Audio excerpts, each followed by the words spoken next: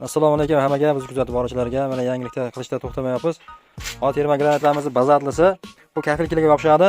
Har qanday bino uchun, har qanday quruvchi va tashkilotlar uchun eng yaxshi yechim bo'ladi deb o'ylaymiz, chunki ko'rib turibsiz, ko'pgina binolarda fasadiga mana shunday bazaltlarni qoplab, ustidan kafilkilik tortib setka qilinyapti va ko'ryapsizki, shu qilinayotgan setkalar qo'yib yuboryapti.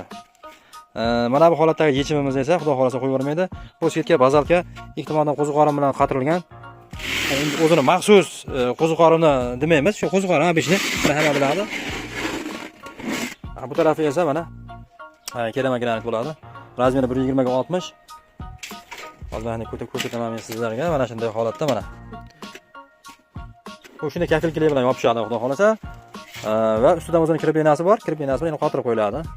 Bu kirib bino bo'rtgan bo'lmaydi. Buning kirib binoning vazifasi faqat qachondir mobodo ajrab ketib ko'tarilmay qoldi degan maqsadda ushlab turadi. Kafilkilik esa mana buni o'ta qattiq ushlaydi. Mana bu setkaga ustiga mashina kafilkiga tutib turib, devorga yopishtiriladi. Xudo xolasa qalt etmay turaveradi. Ko'p qavatli binolar uchun ham juda yaxshi yechim bo'ladi deb o'ylaymiz. Hamma kutgan menimcha yechim bu. Ham ustopludan vaqtdan ham yutasiz. Birdaniga hammasi bitib ketadi shunda. Setka qilish, u bazaltiyu, fasadingiz, u tubinasi hammasi bitta bitadi. Mana qo'ziqorinlarimiz ko'rib turganlaringda qo'yib yubormaydi. Mana ko'tarish ham mumkin mana. O'ta mustahkam, setkani ham mana zakonni ushlab turadi. Mana o'rtasidan ko'tarsangiz ham cho'tki qattiq bo'ladi. Manzilimiz Namangan viloyati To'raqo'rg'on tumanida.